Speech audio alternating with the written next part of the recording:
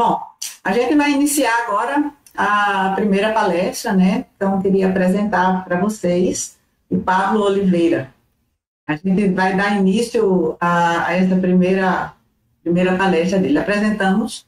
Ele é formado em Ciência da Computação pela Universidade Federal da Paraíba. Também é formado em Tecnologia de Redes e Telecomunicação pelo Instituto Federal de Educação, Ciência e Tecnologia da Paraíba. Mestrado em Ciência da Computação pela Universidade Federal de Campina Grande e doutorado pela Universidade de Kaiserslautern, Alemanha. Ele também é chefe de departamento de Engenharia de Software Embarcado de Fraunhofer, em Kaiserslautern, Alemanha. Com a palestra Onda 4.0, Tecnologias, Tendências e Cases da Indústria Europeia. É com você, Pablo. Obrigado, Márcia. Obrigado, Tiago, Reinaldo. Obrigado todo mundo pela organização, pela excelente organização do evento. Estou muito feliz em estar aqui com vocês, podendo compartilhar um pouco da minha experiência de trabalho aqui no Instituto Fraunhofer, aqui na Alemanha. Um agradecimento bem especial para o colega de vocês, o Fábio Chacon de Almeida, que é um amigo também, um amigo de infância, e ele que fez o link, né, com o pessoal do Serpro. E estou sempre me atualizando com ele das atividades que vocês estão fazendo, e realmente é de ter muito orgulho de ter uma empresa brasileira do porte do Serpro. Realmente é muito bom saber que vocês estão aí cuidando da tecnologia de informação do nosso país. Tenho muito orgulho mesmo. Então, vamos começar a conversar um pouco, fazer uma apresentação para vocês aqui, como está no título aqui, Onda 4.0, né? Muita gente tem perguntado o que de fato é isso, o que significa a Onda 4.0. E eu gostaria eu espero que ao final dessa palestra vocês possam ter um entendimento de fato que está gerindo isso ao redor do mundo, né? Eu vou exemplificar isso com alguns projetos que a gente tem feito aqui em vários domínios. Eu acredito que pouca gente sabe o que é o Fraunhofer, mas para que vocês possam ter uma noção, eu trouxe esse slide aqui. O Fraunhofer ele é a maior instituição de pesquisa aplicada à inovação da Europa. A Sociedade Fraunhofer tem 28 mil funcionários e nós temos 74 unidades espalhadas em todo o mundo. Esse aqui é o mapa da Alemanha. Kaiserslautern fica aqui, nessa parte aqui onde eu estou ilustrando para vocês, fica pertinho da França, está a 4 horas de Paris aqui. O Fraunhofer ele tem um volume financeiro que a gente movimenta em termos de contrato, ele gira anualmente na casa de 2,8 bilhões de euros.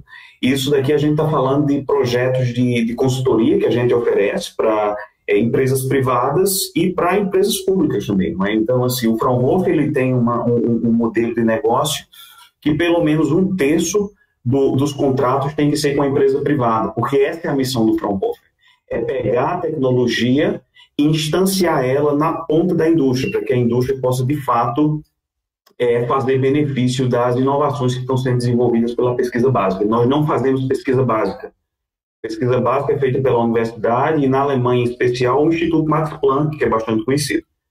E o nosso papel é, de fato, fazer a transferência de tecnologia para a ponta da produção da indústria.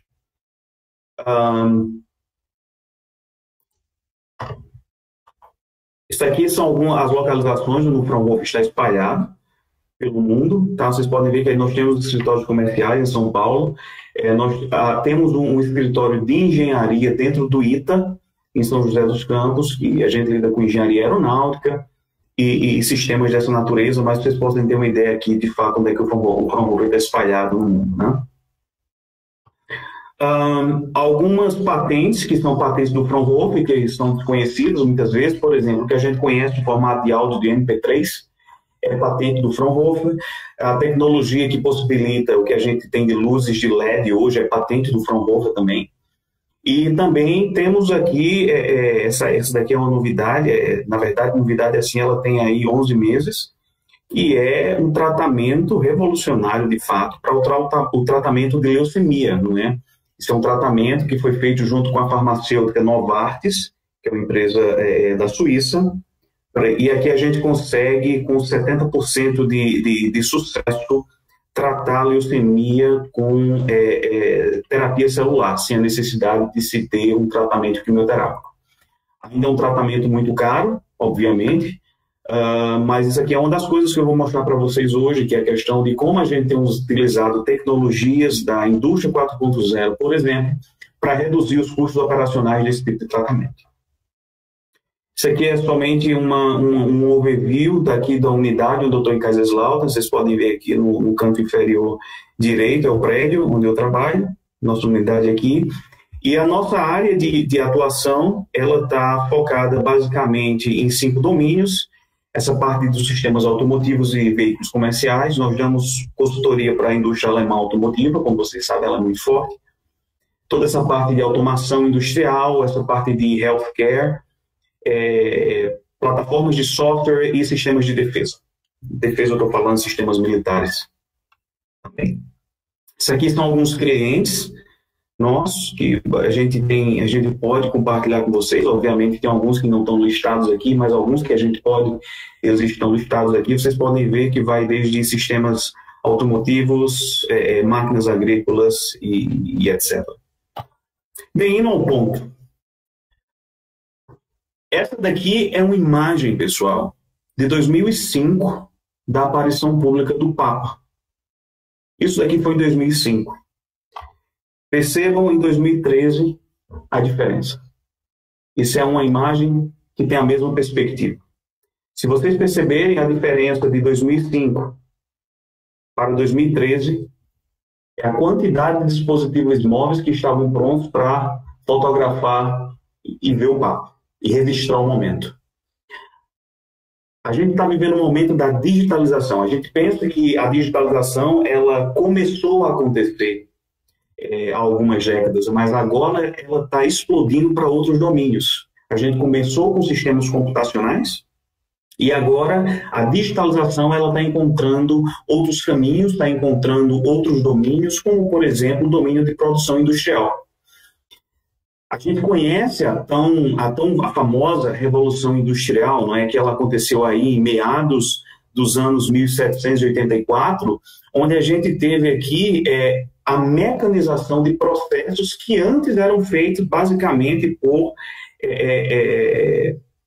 processos manuais. E a gente acompanha essa evolução que ela começou no final do século XVIII, evoluiu no século XX, na década de 70 ela teve um boom com os equipamentos eletrônicos, especificamente com as PL6, que ela teve um boom, e a gente chega hoje onde a gente está, não é? Na verdade, essa revolução, a quarta revolução industrial que a gente chama, ela foi considerada já oficialmente iniciada ela foi anunciada no ano de 2011, e nós estamos vivendo esse momento, tá?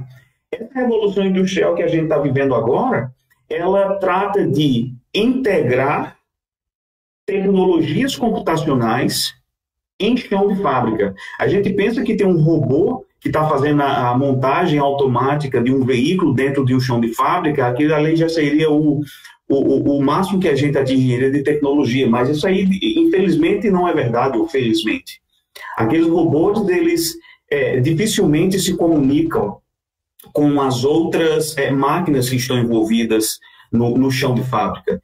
E ainda mais, dificilmente você vai ter aquelas máquinas ligadas com um sistema de informação que está gerindo toda a informação da produção. Porque se eu não gerir aquela informação, a produção ela não vai ser otimizada.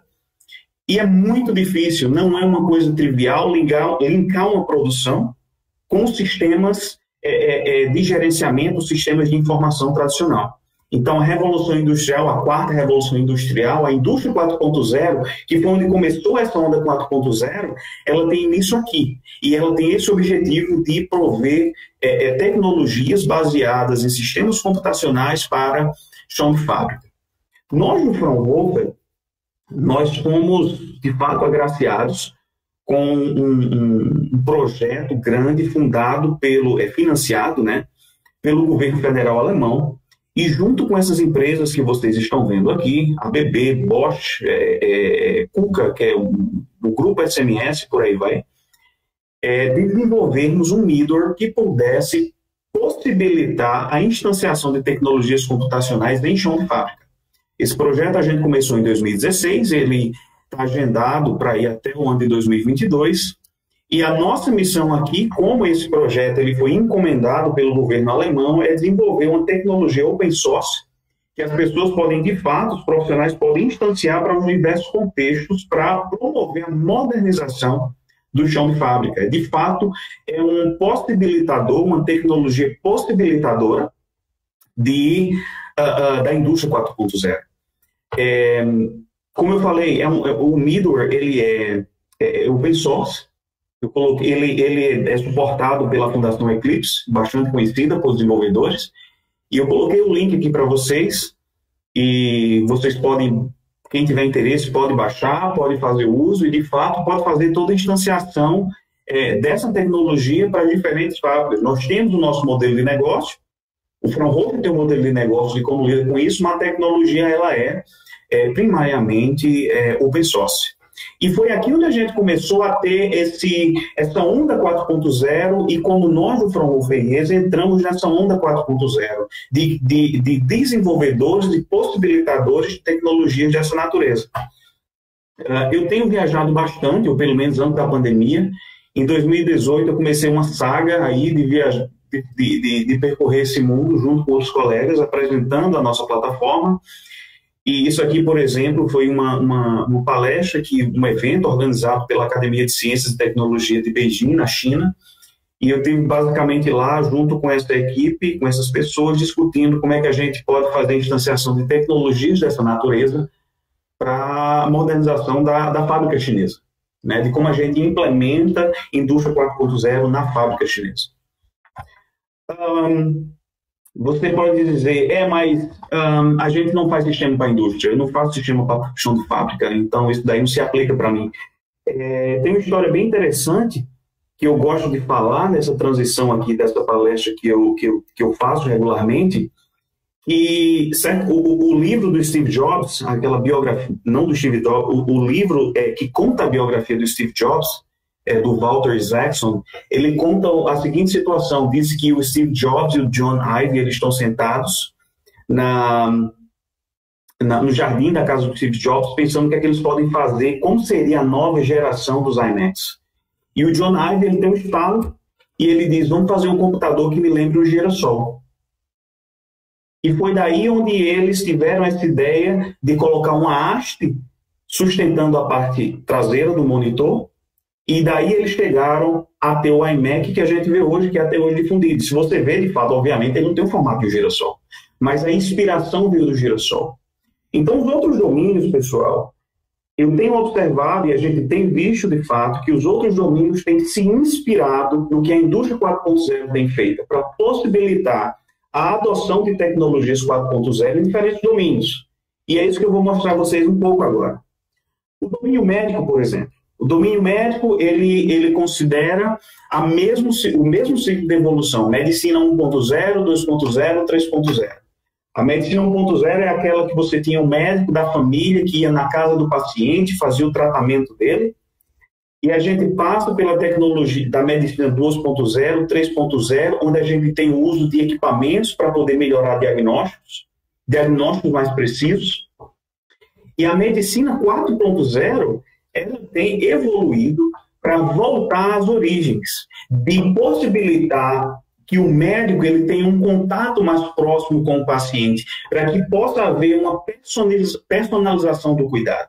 Isso daí é uma das coisas que é um fator principal, talvez ele seja o primeiro takeaway para hoje, é que a gente precisa ter esse fator da personalização do usuário. É um dos key takeaways desse movimento 4.0.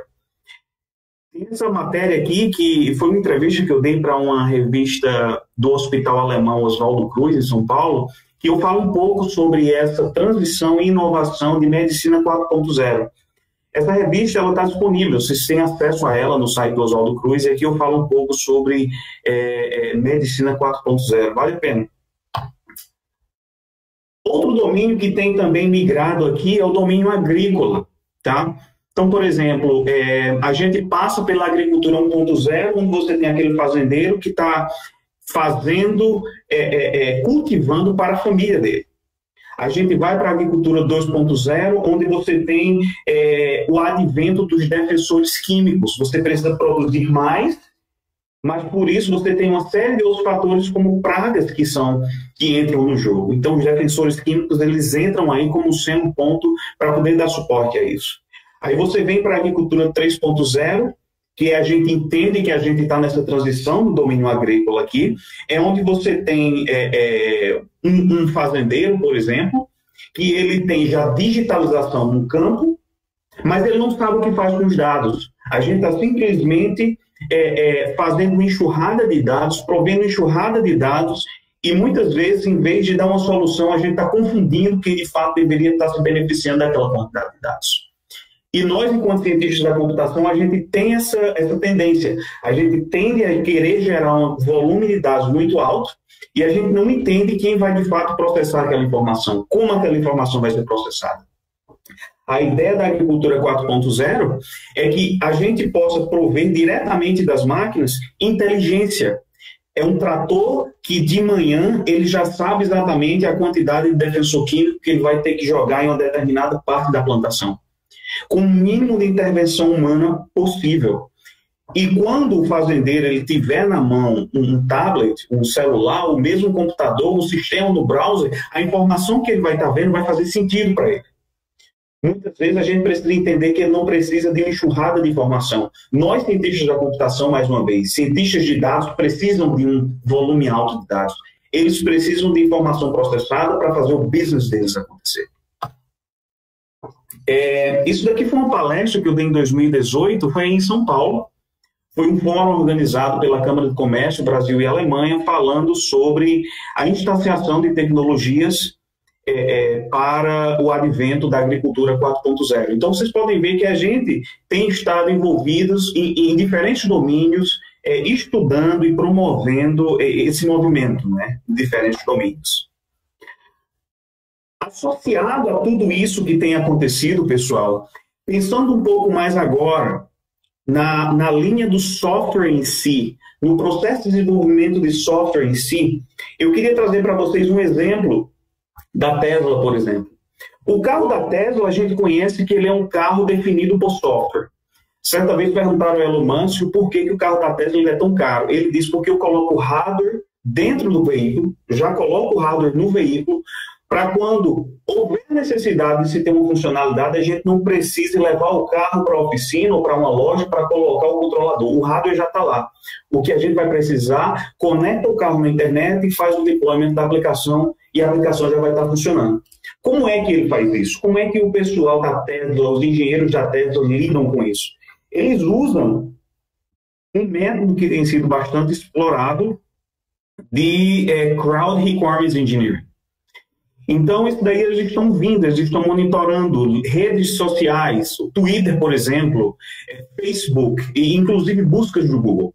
Um exemplo clássico disso é esse Twitter, que esse cidadão aqui em 2017, o Paul Franks, ele escreveu um Twitter para o Elon Musk, e a tradução disso daqui é o seguinte, ele fez: Elon Musk, vocês poderiam programar o carro para, quando eu parar ele, quando eu estacionar ele, o meu assento vai para trás da direção suba.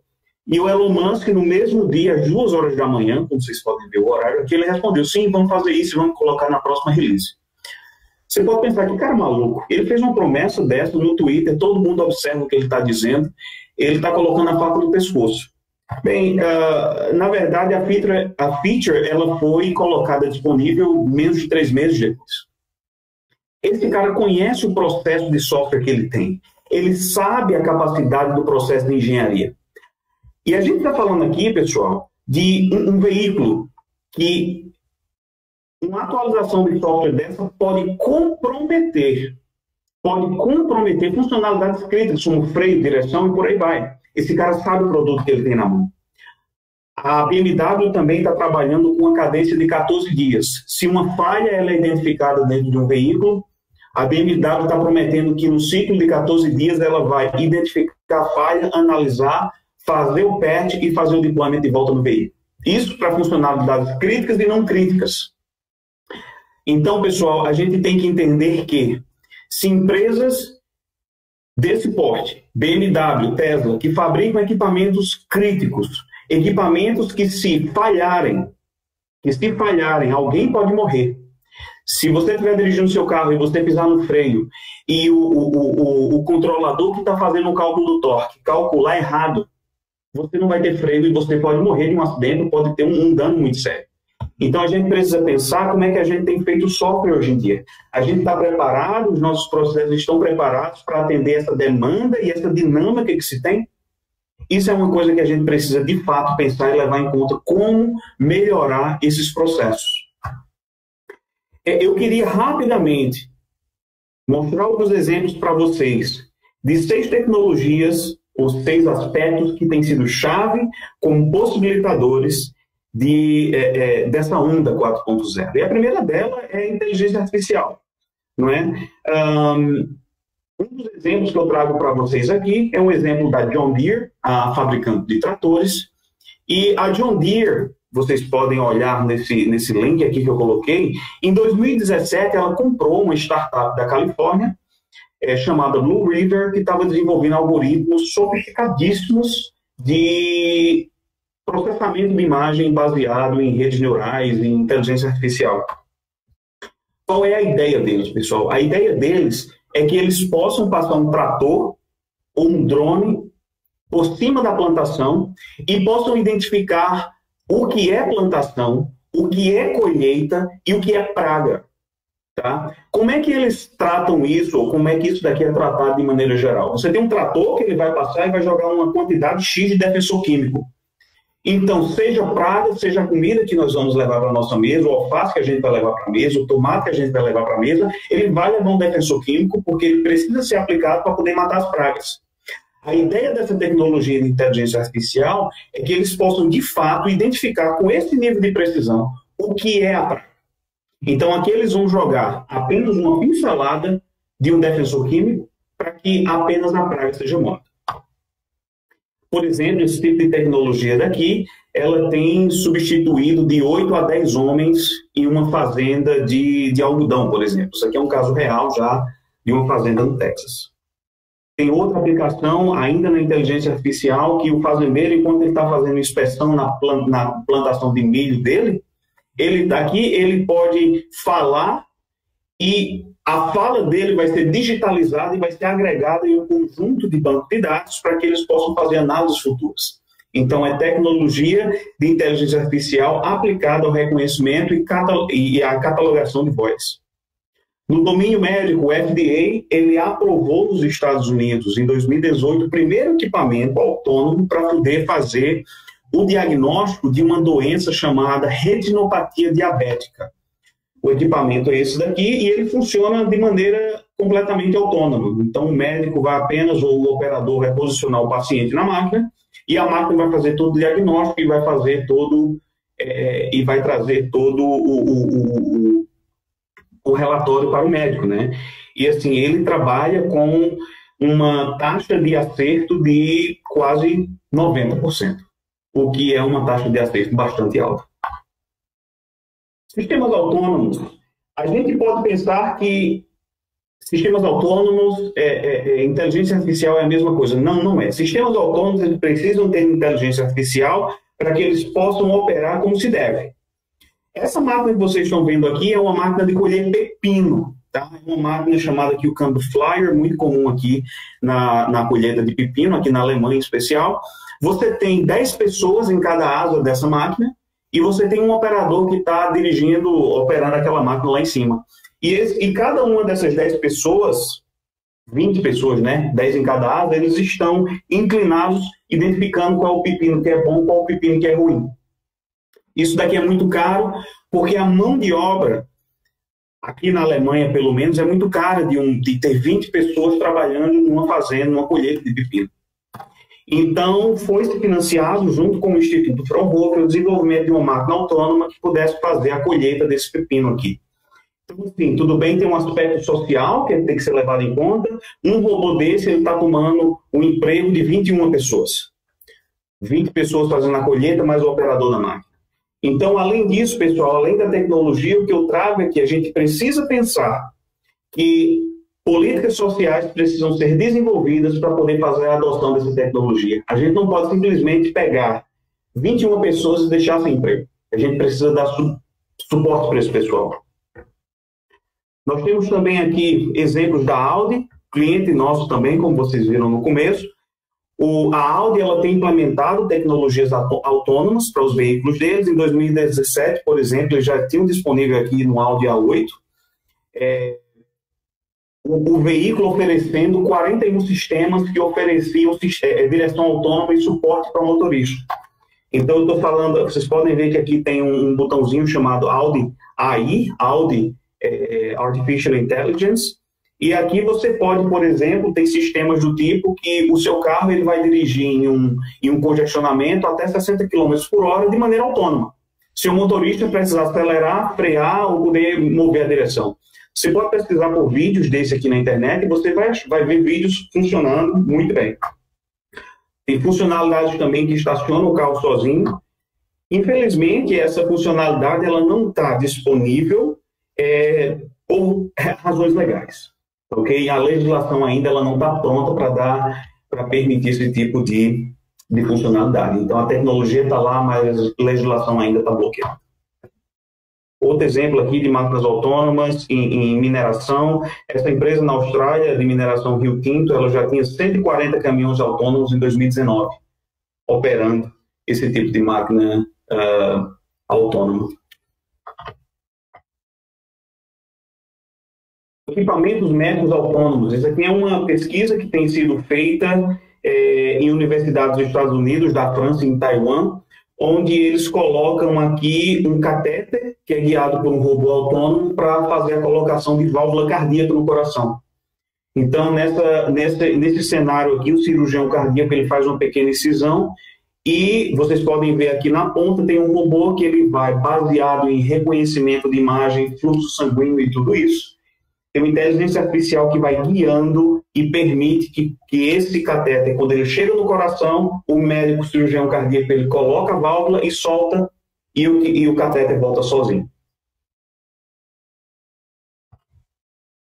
Big Data é um outro ponto que a gente tem que pensar, pessoal. Dados. A Forbes de 2018 colocou essa manchete. Dado é o novo óleo. E, de fato, o The Economist também, naquele mesmo período, trouxe uma matéria falando sobre isso. Se a gente pensar, o dado é o bem mais valioso que nós temos hoje em dia. Empresas como Google, Facebook, Twitter e todos eles se baseiam em dados. A Intel, por exemplo, ela está trabalhando com o chamado desafio dos 4 terabytes. O que é isso? 4 terabytes é o volume de dados que uma máquina autônoma ela vai produzir operando durante 1h30. Então, se, por exemplo, eu pegar o meu carro, se eu tiver um carro autônomo e for daqui até o aeroporto de Frankfurt, que é aproximadamente 1h30, eu gerei 4 terabytes de dados dirigindo de maneira autônoma. Você não vai ter condições, vai ser muito difícil armazenar essa quantidade de dados dentro de um veículo. Então, a gente precisa de tecnologias de comunicação para também melhorar isso. Isso aqui vai para vários sistemas de câmera, radar, sonar, GPS, etc. No domínio médico, pessoal, esse daqui tem sido utilizado para monitorar o nível de infecção em hospitais. Então, por exemplo, o médico que ele sai de um quarto de um paciente para um outro, ele carrega com ele aqui no jaleco dele um equipamentozinho e que toda vez que ele entra no quarto e ele não coloca álcool na mão, aquilo ali é registrado e aquilo ali vai para a central do hospital e aquele médico, aquele enfermeiro, eles vão ser chamados a atenção. Então, a gente está fazendo a tecnologia daqui, mostrando como a quantidade de dados, baseado no processamento desses dados, pode reduzir o nível de infecção dentro de um hospital. Já tem empresas como essa GWA Higiene, uma empresa do Nordeste da Alemanha, produzindo esse tipo de tecnologia. Orientação a serviço.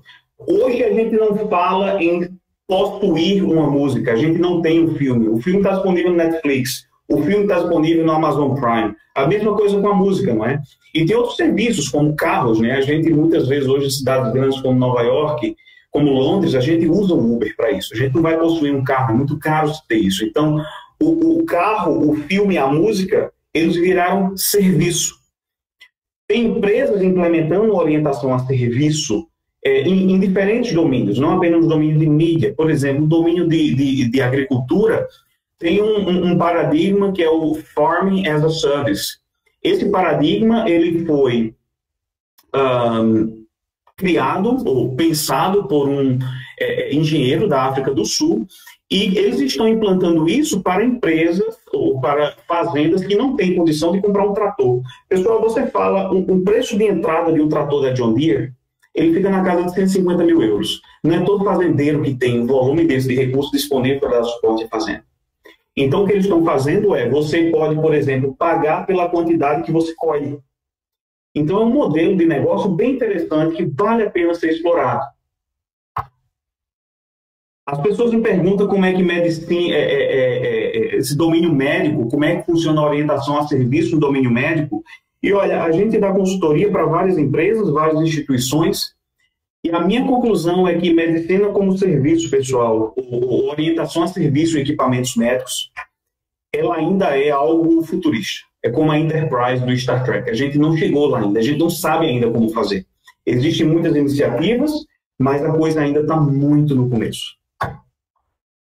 No domínio de produção industrial, uma das dificuldades que eu falei para vocês, pessoal, é que as máquinas dentro de um chão de fábrica, elas não conseguem falar entre si, elas não conseguem conversar entre si. Tá? Então, assim, o que a gente implementou com o nosso Mirror de Indústria 4.0 é uma solução baseada em serviço que permite que equipamentos de diferentes provedores, como, por exemplo, a Bosch, a Hitachi, a Roxroth, a Fortis, eles possam conversar através de uma camada intermediária e a gente tem eles conversando no nível do serviço. A gente que lida com, as pessoas que lidam com sistemas de informação tradicional podem dizer, tá, mas e aí? Mas isso é comum.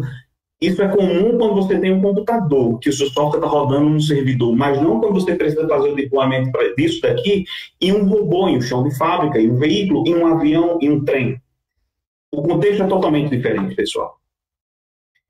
Chegando ao final aqui, conceito de gêmeos digitais é outro conceito também bastante pertinente, que tem sido bastante discutido. Gêmeos digitais ele trata de você ter uma cópia fiel de um artefato para que você possa fazer análise em um mundo virtual. Exemplo disso, no domínio de produção industrial, a ideia é que você possa ter o seu chão de fábrica rodando, os robôs fazendo a operação, as esteiras fazendo o transporte, e você tem uma cópia digital daquele processo ali, e ele está observando quais são os diferentes parâmetros, o que é que pode ser otimizado no mundo digital, no gêmeo digital, e as otimizações que são pertinentes, elas vão ser integradas no chão de fábrica. Isso daqui já é uma instanciação real do nosso Mirror, de Indústria 4.0, do Basis. Isso aqui é uma aplicação, por exemplo, tem no tablet, você tem isso daqui em um hardware in the loop, que está na parede. Você posiciona o tablet nele e você já tem todas as informações de operacionais daquele equipamento. Ele se trata dessa camada em azul que vocês estão vendo aqui. Isso aqui é o software gêmeo digital desse equipamento aqui. A Philips tem lidado com o gêmeo digital do coração, tá? Então, trata-se de você criar modelos que são absolutamente fiéis, que você pode fazer simulação de como o comportamento do coração do cidadão ele vai lidar com diferentes terapias. A questão de parcerias, eu queria só bem trazer para vocês aqui para fechar. Tudo isso daqui, pessoal, se não houver uma parceria, não vai dar certo. Um exemplo disso daqui é, por exemplo, o que tem acontecido com a aquisição desses serviços de mapa chamado HERE, que a Mercedes, a Audi, a BMW, elas se juntaram e junto com a Intel agora eles possuem esse serviço. Então, a tecnologia ela precisa ser compartilhada e as parcerias feitas para que o sucesso possa acontecer.